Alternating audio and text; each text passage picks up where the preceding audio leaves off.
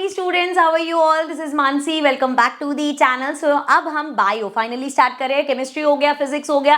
अब आते हैं फटाफट से बायो के चैप्टर्स बैक टू बैक निपटा देते हैं. सो आज हम स्टार्ट कर रहे हैं लाइफ प्रोसेस से. सो लाइफ प्रोसेस के MCQs स्टार्ट करते हैं. सबसे पहला क्वेश्चन है इसमें हमारे पास, A stomata closes when. अब स्टोमेटा हमें पता है ओपन होता है, क्लोज होता है, क्या होता है वहां पे बेसिकली एक्सचेंज ऑफ गैसेस होते हैं. तो क्लोज कब होता है, क्या क्यों क्यों होता है?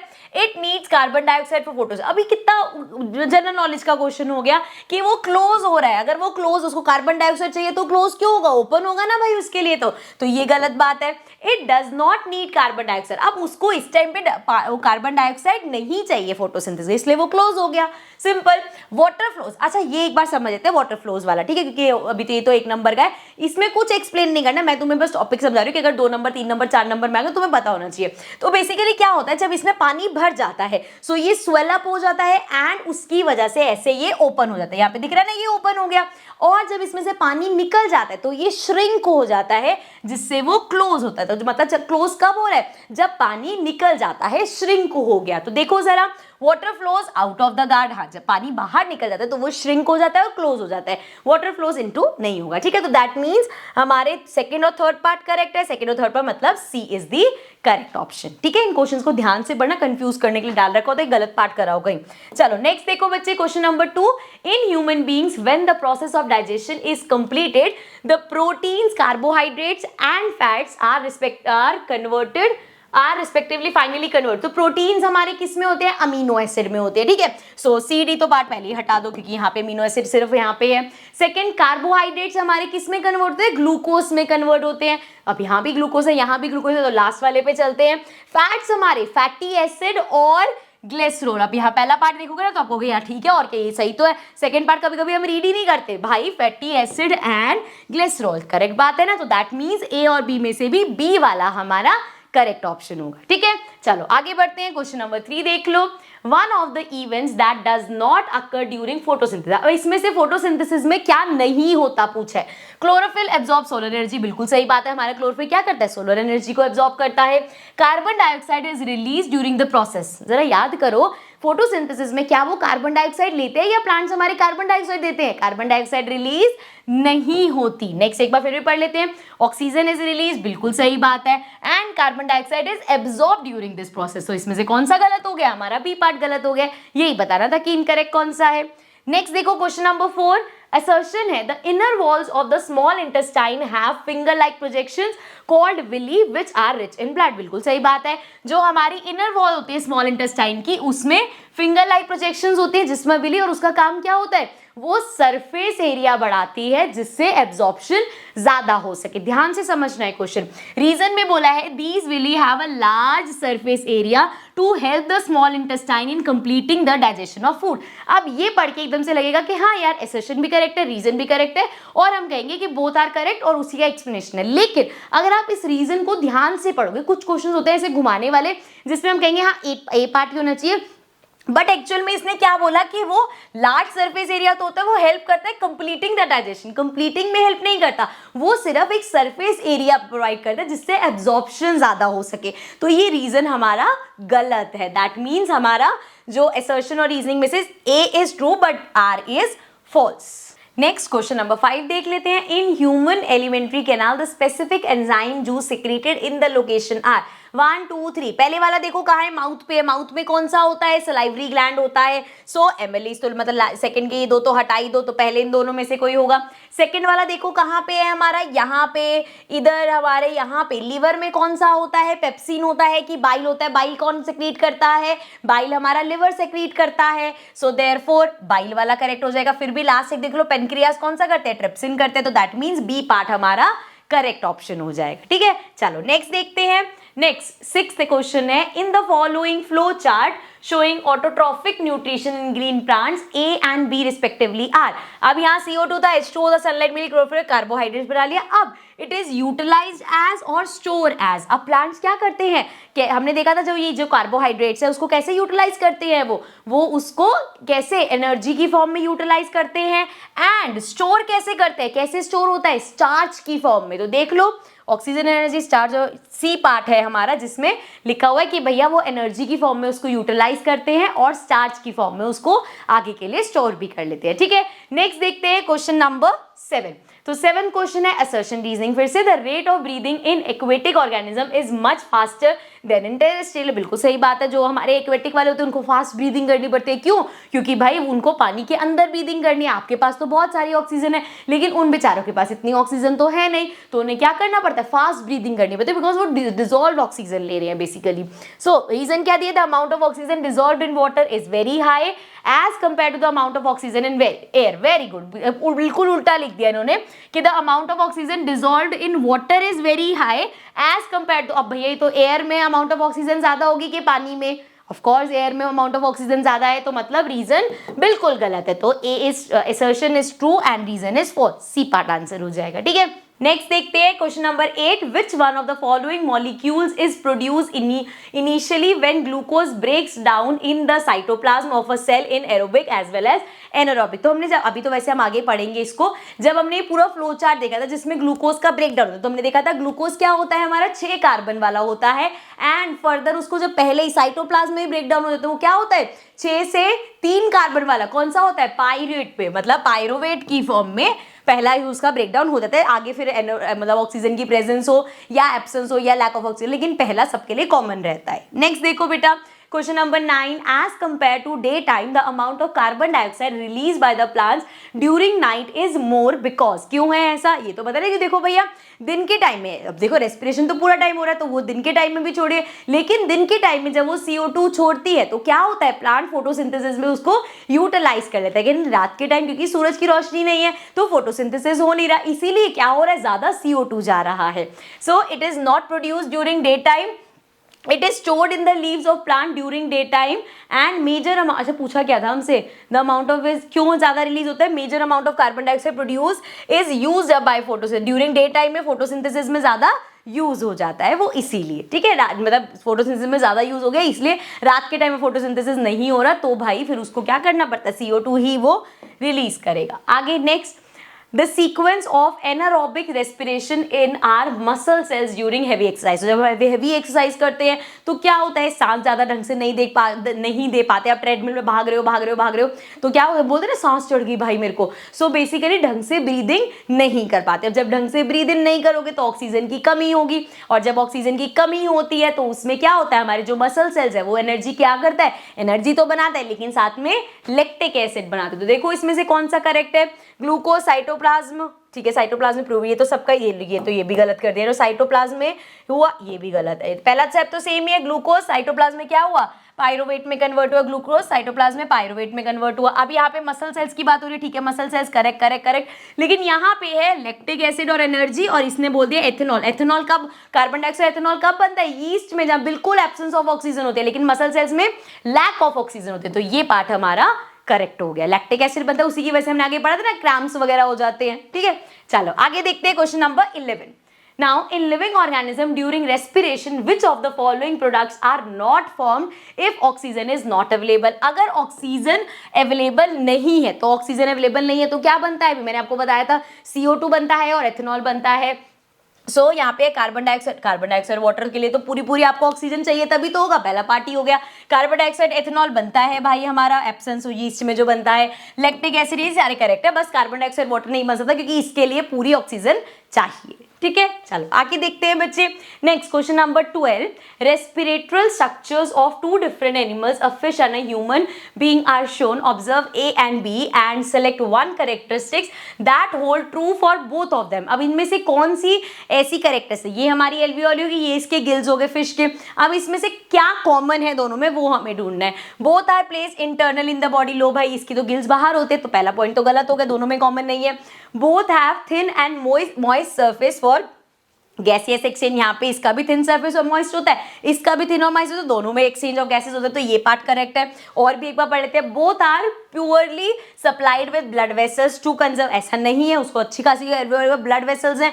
इन both the blood return to the heart after being, नहीं ये कुछ नहीं है, सिर्फ एक ये पार्ट करेक्ट है हमारा कि दोनों में ही हमारा गैसियस एक्सचेंज होता है, मॉइस्ट और थिन होती है। नेक्स्ट देखते हैं बच्चे 13th question, observe the diagram of this of an activity given below, what does it helps to conclude when the person exhales into the test tube। so यहाँ पे लाइम वाटर है, ये तो केमिस्ट्री में भी पढ़ा हुआ है, एक्सहेल करेगा, हम क्या एक्सहेल करते हैं, कार्बन डाइऑक्साइड, तो क्या करेगा वो कार्बन डाइऑक्साइड, जब इसमें कार्बन डाइऑक्साइड तो इसको मिल्की कन्वर्ट कर देता है बेसिकली। हमने देखा था ना टेस्ट ऑफ जब हमने कार्बन डाइऑक्साइड का इसका टेस्ट देखा था उसमें पढ़ा था ये हमने, ठीक है। तो अब देखो यहाँ पे क्या है, percentage of carbon dioxide is more in inhaled air, क्या जो हम एयर इनहेल करते हैं उसमें कार्बन डाइऑक्साइड ज्यादा होती है, नहीं भाई उसमें तो ऑक्सीजन ज्यादा होता है। Then fermentation occurs in the presence of oxygen, fermentation occur होता है ऑक्सीजन की प्रेजेंस में, कोई लेना देना नहीं है यहाँ पे क्या चल रहा है। Percentage of carbon dioxide is more in the exhaled air, जो हमें एयर एक्सहेल करते हैं उसमें कार्बन डाइऑक्साइड ज्यादा होता है, बिल्कुल करेक्ट बात है। Fermentation occurs in the presence of air, तो इसका कोई लेना देना नहीं है, सिंपल सा कि percentage of carbon dioxide is more in exhaled, जो हम एयर यही तो दिखा रहे हैं, कार्बन डाइऑक्साइड की तो बात कर रहे हैं, वो तो फर्मेंटेशन वगैरह पे क्यों जाना। चलो क्वेश्चन नंबर 14 देख लो, असर्शन है इन human being when air is taken into the body through the nostrils and pass through the throat the air passage does not collapse, बिल्कुल सही बात है, वैसे थोड़ी है वो कोलैप्स हो जाए तो बात कैसे, जब हम एयर लेते हैं आराम से वो कोलैप्स नहीं होता। अच्छा क्यों नहीं होता, क्योंकि रिंग ऑफ कार्टेज होती है। सो यहाँ पे देखते हैं क्या रीजन बोला है, rings of cartilage present in the throat ensures that the air passes does not collapse. तो भैया दोनों पॉइंट बिल्कुल सही बोले और ऊपर वाले का रीजन दिया गया है, तो इसमें कोई डाउट नहीं है, ए हमारा करेक्ट आंसर होगा, ठीक है। चलो नेक्स्ट देख लेते हैं question number 15, the process in which transport of soluble products of photosynthesis takes place in the plant is known as, अब किस प्रोसेस से, ध्यान से देखना पानी की बात नहीं हुई यहाँ पे, ट्रांसपोर्ट ऑफ सॉल्यूबल प्रोडक्ट्स कैसे होते हैं, ट्रांसलोकेशन, ये ट्रांसपिरेशन और ट्रांसलोकेशन में कन्वर्ट होता है। ट्रांसपिरेशन में क्या होता है हमारा, लीफ के ऊपर से पानी चला गया, फिर वो एक पुल इफेक्ट, पुल सक्शन करता है और जो पानी है उसको खींचता है, ठीक है। लेकिन यहाँ पे बोला है सॉल्यूबल प्रोडक्ट्स, तो भैया वो ट्रांसलोकेशन होगा, ठीक है। आगे देखो हमारे पास question number 16, observe the following diagram and identify the process and its significance from the following option. तो देखो यहाँ पे क्या है, लीफ दिखाई उन्होंने और वाटर वेपर, अब लीफ से वाटर वेपर्स बन के जा रहे हैं, क्या हो रहा है यहाँ पे, क्या हो रहा है, पानी का लॉस हो रहा है, जब लॉस ऑफ वाटर होगा तो ये क्या करेगा, यहाँ से सक करके पानी खींच रहा है वो, ठीक है। तो क्या चल रहा है ये हमारा चल रहा है ट्रांसपिरेशन। अब इसमें देख लो कहाँ पे है ट्रांसपिरेशन, ये creates a suction force which pulls water inside the plant, यही हो रहा है यहाँ पे डायग्राम में, ठीक है।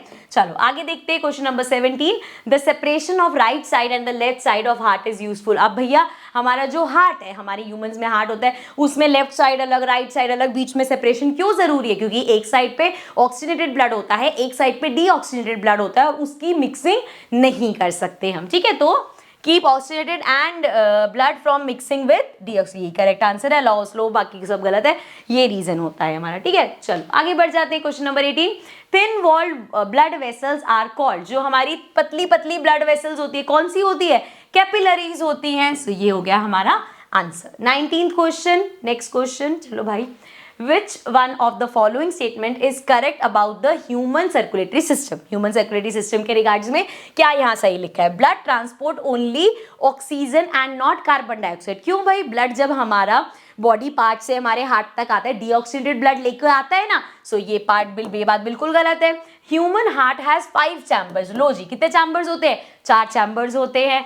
Walls ensure that the blood does not flow backward, जी बिल्कुल सही बात है, जो हमारी ऊपर वालों को तो जरूरत नहीं होती, नीचे जो वेंटिकल्स होते हैं वहां पे हमारी थिक वॉल्स होती है, क्योंकि उनको अप मतलब ऊपर की तरफ ब्लड को फ्लो कराना होता है, तो वो बैकवर्ड फ्लो ना हो जाए, इसलिए वहां पे वॉल्स प्रेजेंट होते हैं, तो ये बात बिल्कुल करेक्ट है।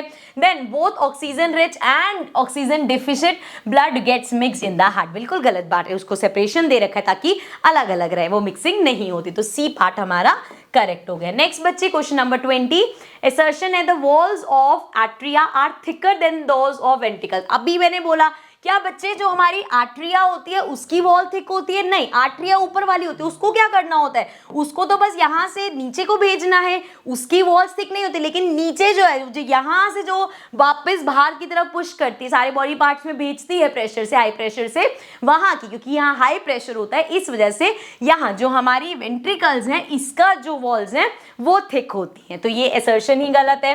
रीजन क्या दे रखा है, ventricles have to pump blood into various organs at high. ये भी तो सही बोल रहा है, चाहे उसने ऊपर गलत बोला, लेकिन इसने सही बोला कि जो वेंट्रिकल्स होती है उसको पंप करना होता है blood into various organ at high pressure, इसलिए उसकी वॉल्स जो हैं वो थिक होते। तो मतलब यहाँ रीजन तो करेक्ट दे रखा है, लेकिन असर्शन जो बोला है वो गलत बात बोली। ठीक है, चलो नेक्स्ट देखते हैं क्वेश्चन नंबर 21।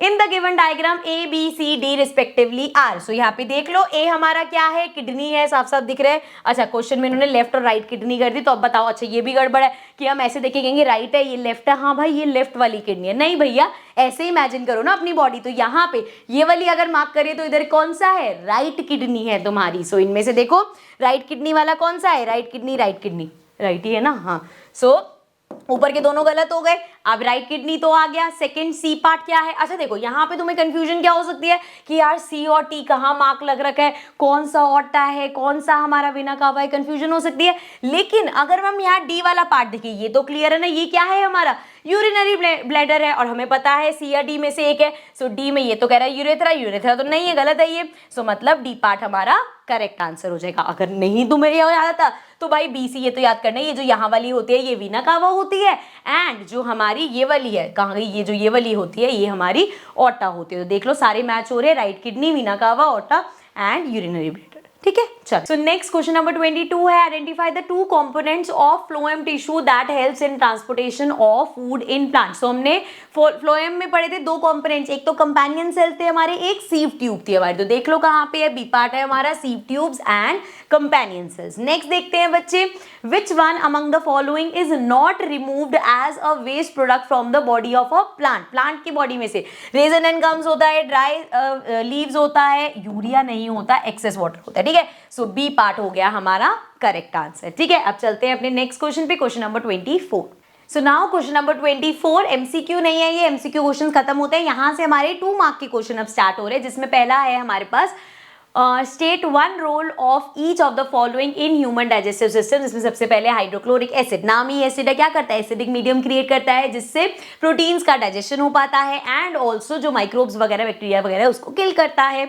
नेक्स्ट है विली। विली का काम क्या होता है बच्चे, हमारी जो स्मॉल इंटेस्टाइन में एक फिंगर लाइक प्रोजेक्शंस होते हैं, एंड ये क्या करता है, सरफेस एरिया बढ़ा देता है, जिससे एब्जॉर्प्शन ऑफ न्यूट्रिएंट के लिए ज्यादा एरिया मिलता है। ठीक है, नेक्स्ट है थर्ड एनल स्पिंचर। ये क्या काम करता है भाई, ये रेगुलेट करता है हमारी इनस की ओपनिंग को, एंड हमारी बॉडी से जो वेस्ट है, जो वो है, उसको बाहर निकालने की में हेल्प करता है। ठीक है, लास्ट है हमारे पास फोर्थ पार्ट लिपेस। अब लिपेस क्या करता है, ये फाइनली फैट का ब्रेकडाउन तो हो गया एक बार, अब आगे ये दोबारा से हेल्प करता है उसको कन्वर्ट करने में फैटी एसिड में और हमारे ग्लिसरॉल में। ठीक है, सो नेक्स्ट चलते हैं।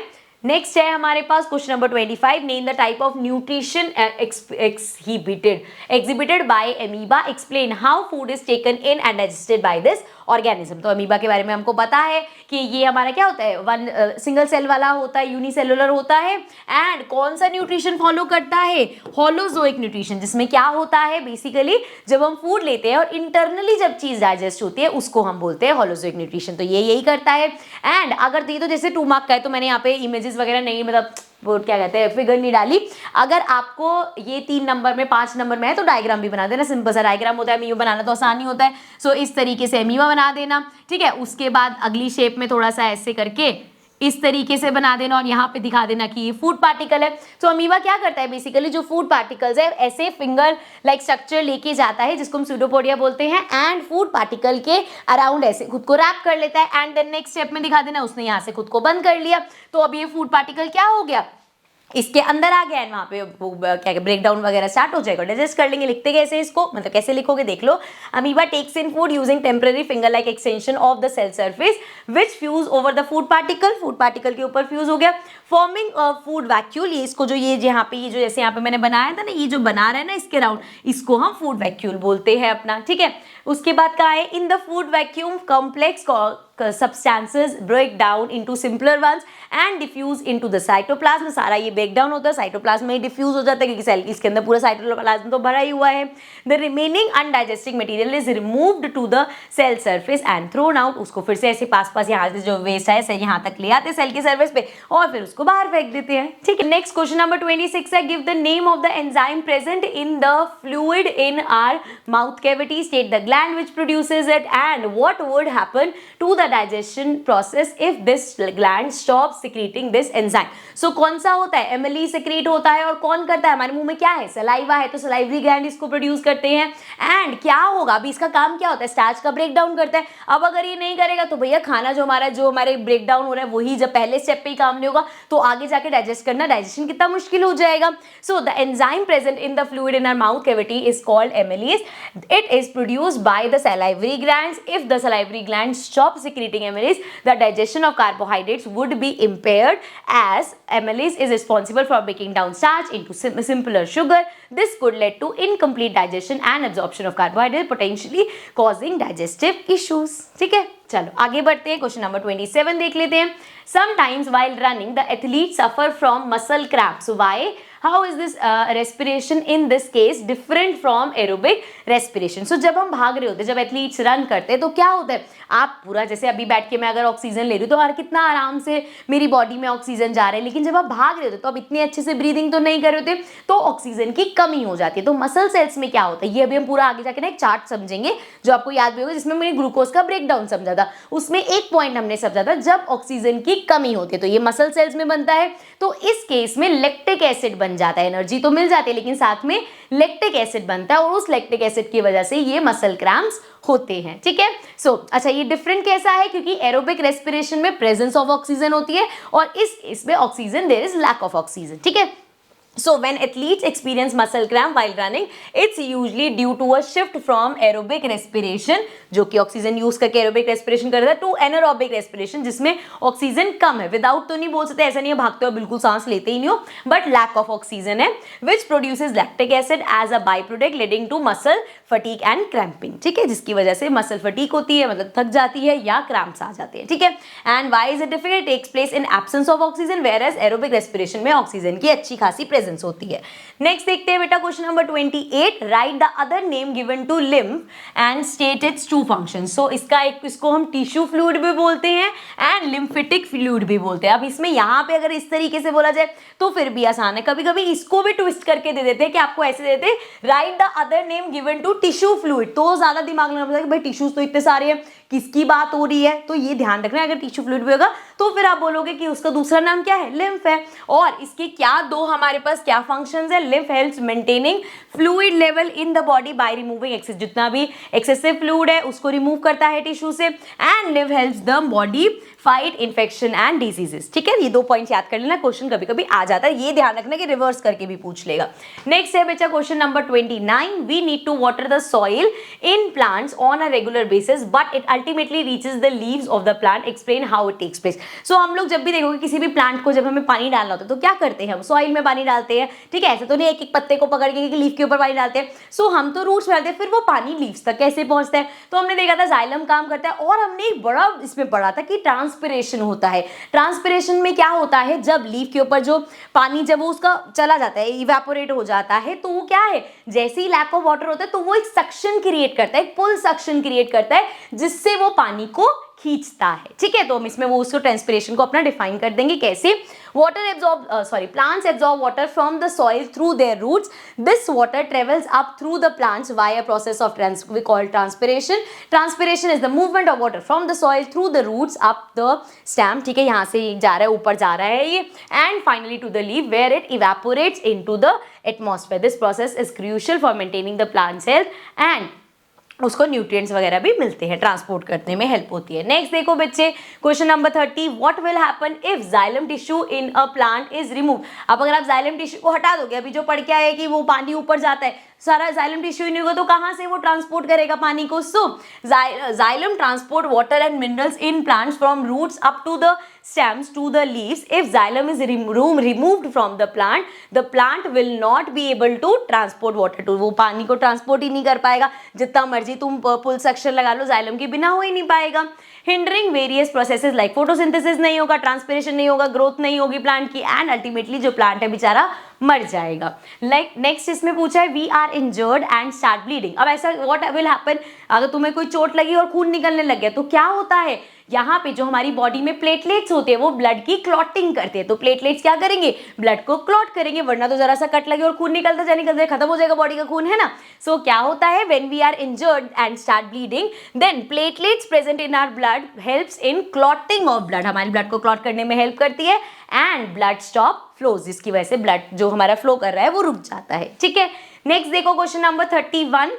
Write one specific function of each of the following organ in relation with excretion in human beings. So सबसे पहले रीनल आर्टरी का काम क्या होता है बेटा, वो लेके आती है ब्लड को किसके पास, हमारे किडनी के पास, कि लो भैया फिल्ट्रेशन का काम करो. So carries oxidated blood to the kidney for filtration. ठीक है, नेक्स्ट है बच्चे यूरेथ्रा का काम क्या होता है भैया, वो हमारा यूरिन को आगे पास करता है. So transport urine from the bladder to the outside of the body. ठीक है, बाहर निकाल देगा. देन हमारे पास है ग्लोमेरुलस. अब इसमें क्या होता है, जब सबसे पहले हमारे पास नेफ्रॉन में जाता है तो कहाँ आता है, यहाँ पे इनिशियल फिल्ट्रेशन का काम होता है. So performs the initial filtration of blood in the kidney. ठीक है, नेक्स्ट है ट्यूबुलर पार्ट ऑफ नेफ्रॉन. जो ट्यूबुलर पार्ट होता है उसको क्या करते हैं, जब यहाँ पे आपने सारा उसने फिल्टर तो कर दिया, लेकिन जो वो ट्यूबुलर पार्ट है वहाँ पे रीएब्जॉर्प्शन होता है. सो reabsorb essential substances and secrete waste into urine. जो हमारे काम की चीजें उसको रीअब्जॉर्ब कर लिया, बाकी सारा secrete कर दिया. ठीक है, सो नेक्स्ट देखते हैं question number 32. So now coming to question number 32. इस क्वेश्चन से हमारे 3 मार्क के क्वेश्चन स्टार्ट हो गए बच्चे, बहुत कर लिए 1-2 नंबर के क्वेश्चन, अब 3 नंबर के क्वेश्चन करते हैं. सो इसमें पहला पार्ट है with the help of an activity explain the action of saliva on the food we eat. सबसे पहले बताओ सलाइवा क्या करता है, हमारे मुंह में सलाइवरी ग्लैंड्स होते हैं जो सलाइवा प्रोड्यूस करता है, और उसका काम क्या होता है, जो हम खाना खाते हैं उसमें जो स्टार्च है उसको क्या करता है, ब्रेक डाउन करता है. तो यही चीज हमें एक एक्टिविटी से समझानी है. सो इसमें क्या करेंगे, जो मैंने एक्टिविटी लिखी है वो मैं बता देती हूँ. 2 टेस्ट ट्यूब ली हमने, एक में दोनों में बॉइल्ड राइस डालने हैं. वैसे तो एक में बॉइल्ड राइस डाले, अब दूसरे में क्या करना है ना, 1 चम्मच बॉइल्ड राइस पहले तो उसको चबाना है और फिर वो डालना है. बड़ा ग्रॉस लग रहा है पर अब एक्सपेरिमेंट है तो है. ठीक है, तो दोनों में हमने बॉइल्ड राइस डाले, एक में ऐसे ही बॉइल्ड राइस डाले, एक में हमने क्या करा, च्यू करके डाला. ठीक है, तो अब हुआ क्या यहाँ पे, एक तो बॉइल्ड राइस प्लेन है, जो च्यू करके डाला उसमें मतलब हमारा सलाइवा मिक्स हो गया और सलाइवा ने अपना काम करके उसमें से स्टार्च को ब्रेक डाउन किया होगा. ठीक है, अब दोनों में थोड़ा थोड़ा सा पानी डालेंगे, फिर उसमें हम आयोडीन डालेंगे. अब आयोडीन का काम क्या होता है ना, जहां भी स्टार्च प्रेजेंट होता है वहां पे वो ब्लू ब्लैक सा कलर दे देता है. सो अब जब दोनों में आप स्टार्च उसको आयोडीन को डालोगे तो क्या होगा, जो पहला वाला है उसमें तो स्टार्च प्रेजेंट है तो वहां तो ब्लू कलर आपको कलर चेंज दिखेगा, लेकिन जो टेस्ट ट्यूब बी है जिसमें आपने च्यू करके डाला तो आपका सलाइवा ने ऑलरेडी स्टार्च को ब्रेक डाउन कर दिया. अब आयोडीन गया, उसको तो कोई स्टार्च मिला नहीं, तो there will be no colour change. तो वहां से हम बता देंगे देखो भाई कलर चेंज नहीं हुआ, मतलब इसमें स्टार्च प्रेजेंट नहीं है. कहां गया स्टार्च, हमारे सलाइवा ने उसको ब्रेक डाउन कर दिया. तो इस एक्सपेरिमेंट के थ्रू ऐसे लिखेंगे एक्सपेरिमेंट को, इस एक्सपेरिमेंट के थ्रू हमने प्रूव कर दिया.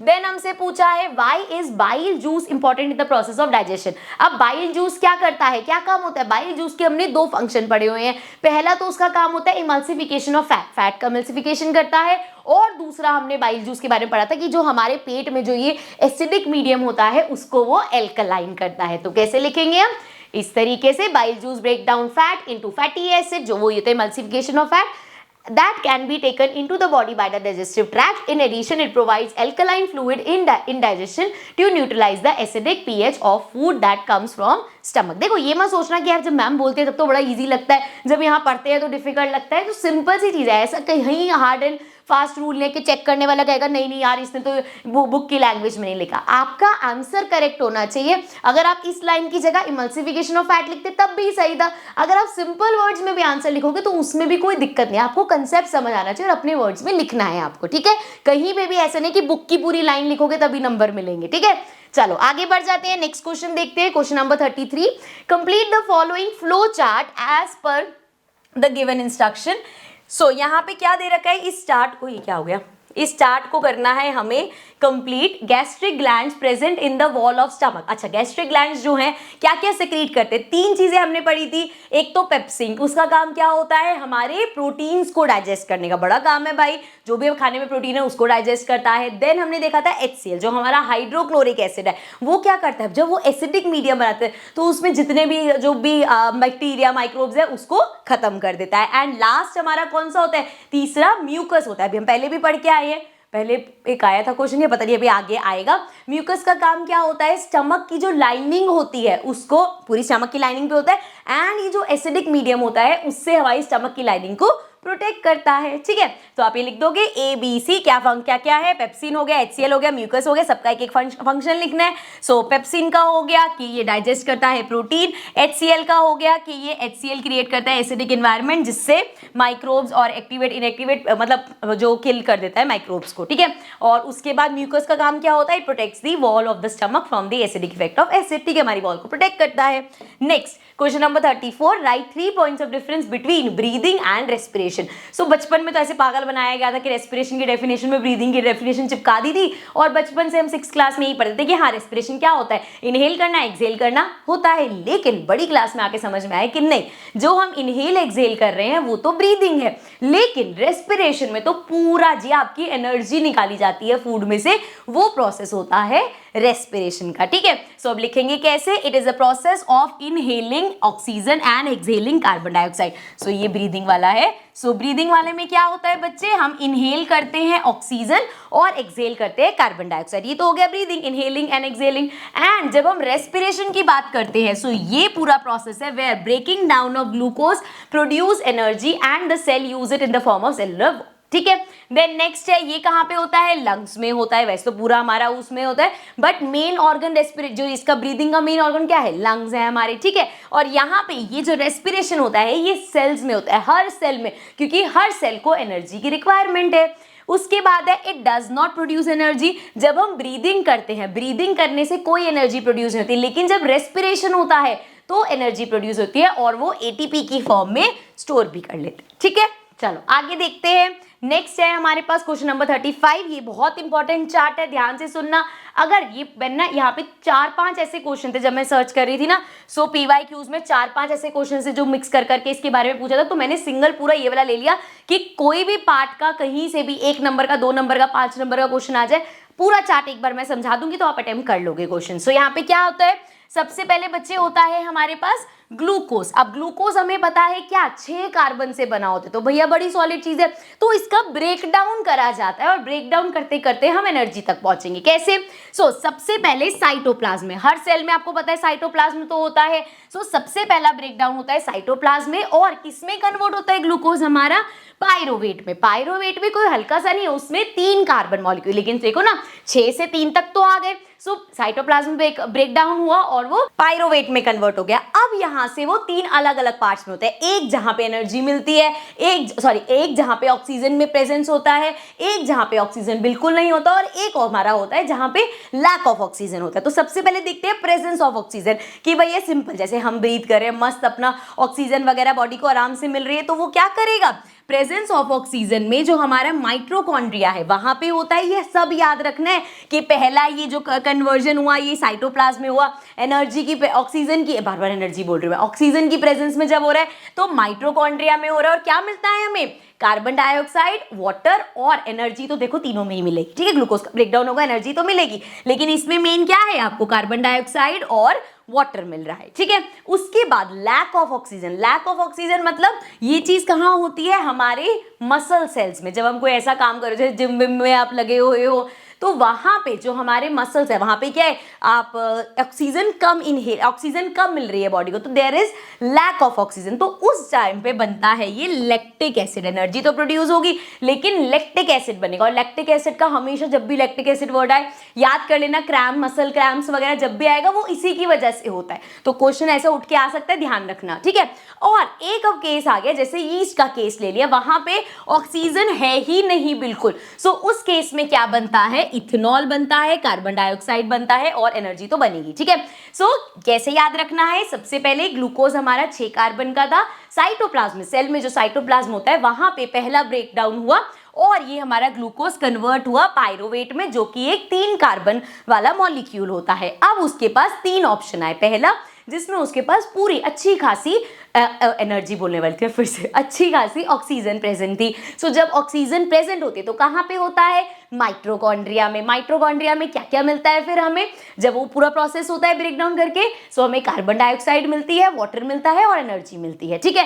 एक है हमारा जब लैक ऑफ एनर्जी, जिम याद कर लेना, lack of energy, lack of oxygen, lack of oxygen की वजह से कब होता है? जब हम जिम में होते हैं, ठीक है, या भाग दौड़ रहे होते हैं। सो उस टाइम पे ऑक्सीजन कम होती है, तो लैक ऑफ ऑक्सीजन कहाँ पे होता है? ये मसल सेल्स में। और मसल सेल से क्या याद आएगा कि लैक्टिक एसिड बनता है, लैक्टिक एसिड, और हमारे पास एनर्जी रिलीज होगी। लैक्टिक एसिड क्या करता है? क्रैम्प्स प्रोड्यूस करता है। और लास्ट केस है कि ऑक्सीजन बिल्कुल ही नहीं है, देयर इज नो, या एब्सेंस ऑफ ऑक्सीजन बोल सकते हो। जब एब्सेंस ऑफ ऑक्सीजन है तो उस केस में हमें इथेनॉल मिलेगा, कार्बन डाइऑक्साइड मिलेगा और एनर्जी तो मिलेगी, ठीक है। ये पूरा का पूरा चार्ट, ये जो ब्रेकडाउन है ग्लूकोज का, इसको याद कर लेना, इंपॉर्टेंट है ये, ठीक है। कहीं से भी कुछ भी छोटा मोटा क्वेश्चन उठ के आ सकता है, ठीक है। चलो आगे बढ़ते हैं, नेक्स्ट 36 क्वेश्चन देखते हैं। फर्स्ट पार्ट है व्हाट इज डबल सर्कुलेशन। अब अगर हम बात करें तो बेटा डबल सर्कुलेशन क्या होता है? देखो, हमारा जो हार्ट है बेचारा क्या करते हैं, बॉडी के पास जितना सारा डीऑक्सीनेटेड ब्लड होता है वो लाके हार्ट को दे देता है। अब हार्ट का काम क्या होता है? वो डीऑक्सीनेटेड ब्लड लंग्स तक पहुंचाना, कि लंग्स को जाके कहेगा ले बेटा इसको ऑक्सीनेटेड करके दे मेरे को, तो लंग्स पूरा अपना प्रोसेस करके उसको हार्ट को ऑक्सीनेटेड ब्लड भेजेंगे। फिर वो ऑक्सीनेटेड ब्लड को वो क्या करेगा? सारे बॉडी पार्ट्स में भेज देगा। तो इसमें हमने देखा पहले बॉडी पार्ट से हार्ट में आया डीऑक्सीनेटेड वाला, फिर वहां से लंग्स में गया, फिर लंग्स के फिर से हार्ट में आया, फिर हार्ट से बाहर गया। तो ये जो डबल बार हार्ट में आ रहा है इसी को ही हम डबल सर्कुलेशन, सिंस इस पूरे जो प्रोसेस, मतलब पूरा जो एक प्रोसेस है उसमें 2 बार जो है जो ब्लड वो हमारे हार्ट से निकल के जा रहा है, इसलिए इसको डबल सर्कुलेशन बोलते हैं। कैसे लिखेंगे? The heart receive deoxygenated blood from different parts of the body. हमारी पूरी बॉडी में से डीऑक्सीनेटेड ब्लड जो है वो हार्ट के पास आता है, सारे बॉडी पार्ट्स अपना दे देते हैं कि लो जी सारा ये डीऑक्सीनेटेड वाला है। अब ब्लड का उसका काम क्या है? हार्ट का काम क्या है? उसको लंग्स तक भेजना, क्योंकि लंग्स उसको ऑक्सीनेट करके भेजेंगे ना, वहां पे हमारे पास एल्वियोली वगैरह है, तो उसने लंग्स पे भेज दिया। अब लंग्स ने अपना सारा काम किया और ऑक्सीजनेटेड ब्लड को दोबारा हार्ट में भेजा। अच्छा मैं समझा तो चुकी हूँ, पढ़ लेते हैं। Now the oxygenated blood from the lungs return to the heart, heart के पास वापस आ गया, which is pumped again into the different parts of the body by the heart. सारे फिर से उसने बॉडी पार्ट्स को देना शुरू कर दिया। दस the blood passes twice through the heart making one complete round through the body. This is called double circulation. Since वो 2 बार हमारे हार्ट से निकलता हुआ जा रहा है पूरी सर्कुलेशन में, इसीलिए उसको हम डबल सर्कुलेशन कहते हैं, ठीक है। समझ में आ गया? Now why is the separation of the right side and the left side of the heart useful? How does it help birds and mammals? तो ये जो सेपरेशन है, क्यों? क्योंकि we cannot afford, ये जो जैसे एक जगह पे सारा डीऑक्सीनेटेड ब्लड है, एक जगह पे सारा ऑक्सीनेटेड ब्लड है, अगर ये मिक्स हो गया तो काम गड़बड़ हो जाएगी। तो इनकी मिक्सिंग ना हो, इसको अवॉइड करने के लिए वो सेपरेशन है, ठीक है। और यहाँ पे ये सेपरेशन हम बर्ड्स और मैमल्स को ही क्यों चाहिए होता है? क्योंकि बच्चे हमारी जो बॉडी होती है वो वार्म ब्लड होती है, मतलब हमें अपनी बॉडी का टेम्परेचर मेंटेन करना पड़ता है, इसीलिए हमें ज़्यादा एनर्जी चाहिए होती है एंड हमारे साथ ये सारी चीज़ें होती है। सो मतलब हम मिक्स नहीं कर सकते सारी चीज़ें, मतलब हम अफोर्ड नहीं कर सकते कि ये दोनों मिक्स हो जाए। So the separation of the right side and the left side of the heart is useful to keep oxygenated and deoxygenated blood from mixing. Such separation allows a highly effective supply of oxygen to the body. This is useful in animals that have high energy needs such as birds and mammals which constantly use energy to maintain their body temperature. ठीक है, clear है? चलो आगे बढ़ जाते हैं। Next देखो question 37, write 3 types of blood vessels, give one important feature of each. So हमारे पास 3 टाइप की कौन सी ब्लड वेसल्स होती है? आर्टरीज होती है, वेन्स होती है और कैपिलरीज होती है। आर्टरीज का काम क्या होता है? वो ए से आर्टरीज अवे हार्ट से जो दूर लेके जाती है चीजें वो हमारी, अब इसमें ये याद रखना आर्टरीज वैसे तो सारी चीजें अवे लेके जाते हैं, लेकिन एक आर्टरी है जो हार्ट के अंदर जाती है, वो कौन सी होती है? Pulmonary artery. और ऐसे ही वेन का काम क्या होता है? सारी चीजें हार्ट तक लेके जाता है, लेकिन एक वेन है, पल्मोनरी वेन है, जो कि एक्सेप्शन है, जो हार्ट से दूर लेके जाती है ब्लड को, ठीक है। सो यहाँ पे arteries carry blood away from your heart and veins carry blood back towards your heart and capillaries ये सबसे smallest blood vessels होते हैं, कनेक्ट हमारी arteries और veins को आपस में छोटे छोटे पार्ट्स में ब्रांचेस में बेसिकली कनेक्ट करती है, ठीक है। सो ये हो गई हमारी। नेक्स्ट चलते हैं question number 38, so now question number 38, ये 4 मार्क का क्वेश्चन है, या तो ये ऐसे केस बेस्ड स्टडी की तरह 4 मार्क का आ जाएगा, लेकिन यहाँ पे एमसीक्यूज है। सो चांसेस है कि जो आपके स्टार्टिंग के 20 क्वेश्चन एमसीक्यूज वाले होते हैं उसमें से एक ही केस बेस्ड स्टडी का डाल देगा कि इसके बेस ये 4 क्वेश्चन का आंसर करो और अपने 4 नंबर ले लो। चलो पढ़ते हैं क्या है। Read the following and answer the questions. Take a healthy potted plants with elongated leaves, select a leaf and insert about 1/2 of this leaf in a test tube containing KOH, KOH मतलब potassium hydroxide हमारा, and make it. अच्छा साथ साथ ना discuss करते हुए चलते हैं। ये पोटेशियम हाइड्रोक्साइड का काम क्या होता है बच्चे, ये एब्जॉर्ब कर लेता है कार्बन डाइऑक्साइड को, ठीक है। तो बेसिकली एक्सपेरिमेंट हो क्या रहा है कि अगर प्लांट के किसी पार्ट को कार्बन डाइऑक्साइड नहीं मिल रहा तो वो क्या उसमें फर्क पड़ेगा, उससे हमें पता चलेगा कि कार्बन डाइऑक्साइड फोटोसिंथेसिस के लिए कितना जरूरी है। एक एक्सपेरिमेंट हमने ऐसे भी किया था कि प्लांट को रखा, उसके ऊपर उसको एक ग्लास का कवर रख दिया और एक कटोरी में ये KOH डाल के रख दिया था एंड फिर देखा था प्लांट में क्या फर्क पड़ता है। तो बस बेसिकली एक्सपेरिमेंट से हमने ये बताया था कि CO2 बहुत जरूरी होता है, ठीक है। चलो वापस आ जाते हैं। Place the setup in sun for 2 hours, take out the leaf from the test tube and dip it in boiling water for a few minutes. Put this leaf in a beaker with alcohol and boil it in a water bath. Wash the leaf with water and then dip the leaf in iodine solution for a few minutes. The portion of the leaf dipped in KOH solution will not show any change when dipped in iodine solution. तो ये तो उन्होंने पूरा experiment बता दिया। अब इसके based questions क्या है वो पढ़ लेते हैं। सबसे पहले द फंक्शन ऑफ KOH, अभी हमने डिस्कस किया KOH का क्या फंक्शन है, क्या एब्जॉर्ब करता है, वो हमारी कार्बन डाइऑक्साइड जो है, so is to absorb release carbon dioxide. B part हो गया, जो कार्बन डाइऑक्साइड रिलीज करिए उसको एब्जॉर्ब करे, क्योंकि हमें उसको बेसिकली CO2 नहीं देना है। CO2 की इंपॉर्टेंस ही तो बता रही है। Next, on the basis of this activity we may conclude that the factor for photosynthesis is. अभी इस एक्टिविटी से क्या पता चला है, ये वैसे तो सब कुछ ही जरूरी है, ये क्या सबसे, ऑक्सीजन तो वैसे नहीं जरूरी, कार्बन डाइऑक्साइड, मतलब इस एक्सपेरिमेंट से आपको क्या पता चल रहा है, कौन सा इंपॉर्टेंट फैक्टर है, कार्बन डाइऑक्साइड, क्योंकि वही हटा के हमने देखा है, ठीक है। नेक्स्ट है बच्चे the event that does not occur in photo, इसमें से कौन सा है जो फोटोसिंथेसिस में नहीं होता। पहला है absorption of light by chlorophyll, बिल्कुल होता है, जो क्लोरोफिल जो ग्रीन कलर का मतलब है वही तो सारा एब्जॉर्ब करता है सनलाइट को, तो ये तो बिल्कुल होता है। Reduction of carbon dioxide to carbohydrates, अब यहाँ पे कार्बन डाइऑक्साइड हमारी कार्बोहाइड्रेट्स में कन्वर्ट होती है। Oxidation of carbon to carbon dioxide, ये तो कहीं नहीं सुना हमने कि ऑक्सीडेशन होता है जी कार्बन का कार्बन डाइऑक्साइड में, ये कोई पार्ट नहीं है, प्रोसेस नहीं है फोटोसिंथेसिस के प्रोसेस का। And conversion of light energy to chemical energy, ये भी होता है, लाइट एनर्जी हमारी केमिकल एनर्जी में कन्वर्ट होती है। सो देयरफॉर सी पार्ट है कि भैया इन सब में से सिर्फ oxidation of carbon to carbon dioxide नहीं होता। लास्ट है iodine solution gives blue black colour with, iodine solution blue black colour किसके साथ देती है, स्टार्च के साथ देती है, ठीक है, डन, क्लियर। चलो आगे बढ़ जाते हैं, नेक्स्ट देखते हैं क्वेश्चन नंबर 39। तो अब आ जाते हैं क्वेश्चन नंबर 39 पे, और यहाँ से बेटा आपके 5 मार्क्स के क्वेश्चन है, ठीक है। यूजुअली क्या होता है ना, जो हम 1 मार्क 2 मार्क 3 मार्क के क्वेश्चन करके आते हैं वही सारे रिपीटेड क्वेश्चन है, इसलिए मैं वो रिपीटेड क्वेश्चन हटा देती हूँ, जो थोड़ा सा नया लगता है वो डालती हूँ, और इसमें भी देखना पार्ट्स हमारे रिपीट होते रहेंगे, ठीक है। सो चलो आओ आ जाते हैं। फर्स्ट है इसमें why is nutrition necessary for the human body, क्यों न्यूट्रिशन नेसेसरी है भाई, सिंपल सी बात है, हमारी बॉडी को न्यूट्रिएंट्स मिलते हैं जिससे हम ग्रो करेंगे, एनर्जी मिलेगी हमें एंड रिपेयरिंग में भी हेल्प करेगा, ठीक है। तो कैसे लिखेंगे, nutrition is essential for the human body as it provides the necessary nutrients for the energy growth and cellular repair, जो भी सेल्स को रिपेयर होने के लिए चाहिए वो सब हमें न्यूट्रिएंट्स मिलेंगे तभी हम कर पाएंगे। उसके बाद है what causes movement of food inside the alimentary canal. So हमने देखा था कि एक यहाँ पे एक क्या होता है, कॉन्ट्रैक्शन एक्सपेंशन ये चलता रहता है, जिसकी वजह से फूड नीचे पुश होता है और उसको हम क्या बोलते हैं, peristalsis. So the movement of food in the alimentary canal is caused by peristalsis, which is a series of wave like muscle contraction, ठीक है, वो हमारी कॉन्ट्रैक्ट करते एक्सपैंड करते, मतलब वो कॉन्ट्रैक्शन की वजह से फूड नीचे पुश हो पाता है। नेक्स्ट सी पार्ट है वाई स्मॉल इंटेस्टाइन इन हर्बीवोरस लॉन्गर देन कार्निवोरस, ये वाला पार्ट ना बेटा बहुत बार, चाहे 2 मार्क के क्वेश्चन हो, 1 मार्क के क्वेश्चन हो, 3 मार्क के क्वेश्चन हो, बहुत बार रिपीट हो, 1 मार्क में तो मतलब नहीं करता, हो सकता है सर्टेन रीजनिंग में दे दे, कोई बड़ी बात नहीं है। सो इसका क्या आंसर होता है, हर्बीवोरस जो होते हैं वो क्या खाते हैं, प्लांट्स खाते हैं सिर्फ।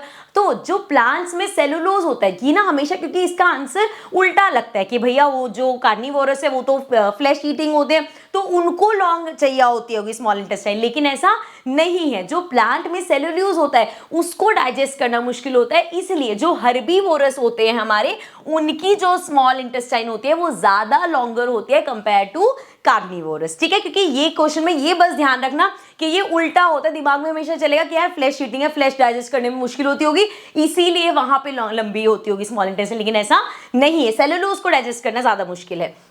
So D part है what will happen if mucus is not secreted by the gastric gland। अब जो हमारा gastric gland है अगर वो mucus secrete नहीं करेगा तो आपको पता है हम यहाँ पे HCl भी है तो एसिडिक जो मीडियम है सारा क्या करेगा, हमारे स्टमक की लाइनिंग में mucus लगा होता है वो उसको प्रोटेक्ट करता है उस एसिड से, अदरवाइज अल्सर हो सकता है, ये सब चीजें हो जाएंगी, ठीक है। So if mucus is not secreted by the gastric gland the stomach lining can be damaged by the acidic gastric juices leading to ulcer and other digestive issues, ठीक है। चलो नेक्स्ट क्वेश्चन पे आ जाते हैं, question number 40। Why is there a difference in the rate of breathing between aquatic organism and terrestrial. ये भी important है बच्चे, यहाँ पे पूछ लेते हैं जो एक्वेटिक है वो ब्रीदिंग क्या, वो ना बहुत तेज तेज ब्रीथ करते हैं, ऐसा क्यों है, क्योंकि देखो वो पानी के अंदर रहते हैं। अब जैसे हम लोग बाहर ब्रीथ करें आराम से और यहाँ पे बड़ी सारी ऑक्सीजन है तो हमें इतनी दिक्कत नहीं, तो हम ना नॉर्मल स्लो पेस पे ब्रीदिंग कर पाते हैं। लेकिन जो एक्वेटिक एनिमल्स है बेचारे पानी के अंदर है, पानी के अंदर क्या है, डिसॉल्व्ड ऑक्सीजन है। अब वो डिसॉल्व्ड ऑक्सीजन में से ऑक्सीजन खींच के उनको लेना है, इसलिए उनको फास्टर ब्रीदिंग करनी पड़ती है, ठीक है। So aquatic organism breathe faster as compare to terrestrial organism, this is because the amount of O2 present in the water is very less as compare to the amount of O2 present in the air, that's why aquatic organism to get more O2 they need to breathe faster as compare to terrestrial, ठीक है। Draw a label diagrams, तो ये मत सोचना रही ये वाला ma'am ने नहीं करा, नेफ्रॉन का नहीं किया, जैसे मेरे ख्याल से इसमें नेफ्रॉन का डायग्राम क्वेश्चंस करे उसके डायग्राम नहीं किया। सो जितने डायग्राम है इसमें इस चैप्टर के जितने डायग्राम्स हो सारे अच्छे से कर लेना, ठीक है, कोई भी डायग्राम आ सकता है और ज्यादातर ये 5 मार्क के क्वेश्चन में ही आता है। अब इसमें क्या बोला है उन्होंने कि हमें रेस्पिरेटरी सिस्टम का बनाना है लेबल, उसमें चीजें बता दी। वैसे तो जो यहाँ पे है ना इसमें आप सारी चीजें आपको पता ही होनी चाहिए। अच्छा जी मैंने ना यहाँ पे जो मुझे फोटो अच्छी लगी मैंने यहाँ पे डाल दी, इसका मतलब ये नहीं कि बैठ के वहां पे बाल कान ये सब पूरा बनाने लग गए, ये जो मेन पार्ट है सिर्फ ये ड्रॉ करना है, ठीक है। आपको पीडीएफ में तो साफ सुथरा दिख जाएगा, दूर से तो बड़ा ही ब्लड सा दिख रहा है, पर समझ जाना ये चीजें हमें मार्क करनी थी, ठीक है। तो डायग्राम सारे करने, ये नहीं कि मैंने यहाँ पे ये डाल दे तो ये बस इंपॉर्टेंट है, सिर्फ सारे डायग्राम्स इक्वली इंपॉर्टेंट है, ठीक है। चलो आगे बढ़ते हैं, नेक्स्ट क्वेश्चन देखते हैं, question number 41। State reason for the following, इसमें फिर से वही हर्बीवोरस वाला आ गया और एक और रेट ऑफ ब्रीदिंग वाला सेम है, ये देख लो। The lungs are designed in human being to maximise area of exchange of gases. So यहाँ पे किसके बारे में बात कर देंगे, अपनी एल्वियोली के बारे में बात कर देंगे, क्योंकि वही है ना बेसिकली जो स्पेस प्रोवाइड करती है। So the lungs contain alveoli which provides a surface where the exchange of gases can take place. The walls of alveoli contains an extensive network of blood vessels. The alveolar surface maximizes the area for this. तो आप ऐसे का as it is लिख सकते हो। आप देखो एक क्वेश्चन और लिया मैंने वो नेफ्रॉन वाला, वो देख देते हैं यहाँ पे। So draw a neat diagram of human excretory system and label the following. So आपको ये पूरा आना चाहिए, आपको सारे पता होने चाहिए, ऐसा नहीं कि यहाँ पे दे रखा है ये 4 तो ये 4 ही हमें याद होने चाहिए, सारा पता होना चाहिए। खासकर जो मेन होते हैं ये वीना कावा और ये जो रेंटल आर्टरी वगैरह ये नहीं होती, ये तो सबको ही पता है, ये तो बचपन से ही कर रहे हैं। किडनी होती है, ब्लैडर होता है, यूरेथ्रा होता है, ये यूरेटर होता है, ये सबको पता है, लेकिन ये सब कर लेना। वेन कौन सी होती है, वीना कावा कौन सी है, रेंटल आर्टरी कौन सी है, ऑट्रा कौन सा है। सो ये सब ध्यान से रखना, ठीक है। पूरे सारे डायग्राम्स इक्वली इंपॉर्टेंट है। उसके बाद यहाँ पे पूछा है what are nephrons, how is nephrons involved in the filtration of blood and formation of urine. सबसे पहले हम क्वेश्चन का फर्स्ट पार्ट नेफ्रॉन डिफाइन कर देंगे, वो क्या है, फंक्शनल यूनिट है हमारी किडनी की, उसको लिख देंगे। और प्रोसेस पूरा यहाँ पे ना मैंने कोशिश करी है जितना कॉम्पैक्ट करके लिख सकते हैं, मैं एक एक पॉइंट पढ़ देती हूँ, आपको पता ही है नेफ्रॉन कैसे काम करता है। सो सबसे पहले क्या होता है, the blood along with the waste and excessive water is brought to kidney by, पूरा ये चीज है मेन बात, क्योंकि ना आप लोगों की टेंशन क्या होती है कि रटना पड़ता है। अगर रटोगे ना तो बेटा इतना सारा है ना कि कुछ ना कुछ तो भूल ही जाओगे, लेकिन अगर समझ लोगे मेन चीजें पकड़ लो, जैसे इसको लिखना, ये इंपॉर्टेंट क्वेश्चन है, आ सकता है एज इट इज। सो हमने याद क्या करना है इसमें, ठीक है भाई, सारा आया क्या होता है, किडनी के पास आता है, और कौन लेके आता है, रीनल आर्टरी। पहला पॉइंट हो गया, किडनी के पास आएगा, रीनल आर्टरी लेके आएगी, ठीक है। Blood is filtered from the blood capillaries into the Bowman. हम नेक्स्ट चीज क्या आ गई कि जो ये बोमन्स कैप्सूल है वहां पे जो है वो फिल्ट्रेशन होता है। से देन अच्छा ये सेकंड पॉइंट है, चलो पॉइंट वाइज कर लेना तुम।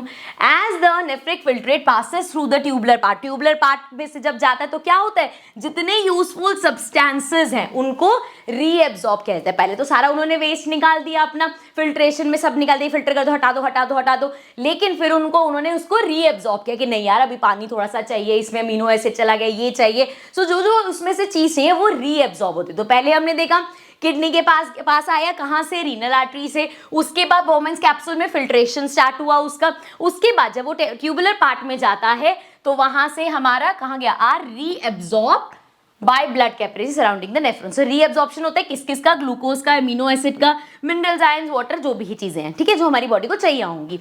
उसके बाद है tubular secretion occurs mainly in the renal tubule and the collecting duct of the nephron where additional waste are secreted from the blood stream into the filter. अब जितना वो बाकी का बचा है उसको छोड़ दिया जाता है। The fluid that flows through the collecting tubular in is urine which consist of water, urea, so uric acid, mineral ion like sodium, potassium, chloride, basically वो सब चीजें जो बॉडी को नेसेसिटी नहीं है, जो सारा वेस्ट माना जा रहा है, सो वो यूरिन की फॉर्म में बाहर आ जाता है। ठीक है बेटा।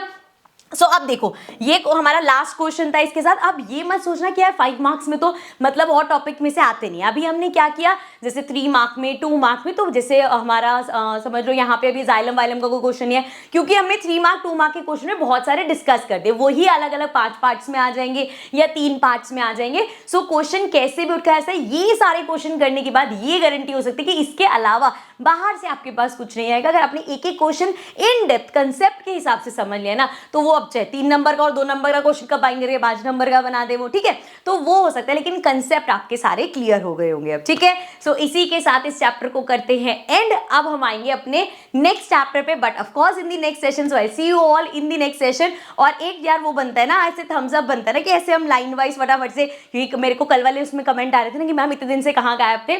सो मैंने बताया था यार शिफ्टिंग के चक्कर में रह गए थे, मतलब हो नहीं पा रहा था, शूट स्टूडियो सेटअप नहीं हुआ था, लेकिन अब बैक टू बैक वीडियोस आती रहेंगी एग्जाम से पहले। टेंशन मतलब पूरी प्रैप सीरीज खत्म हो जाए। ठीक है, सो अब आएंगे कल नए चैप्टर के साथ। आज के लिए इस वीडियो को करते हैं and I see you all in the next video and all the very very very best for your exam.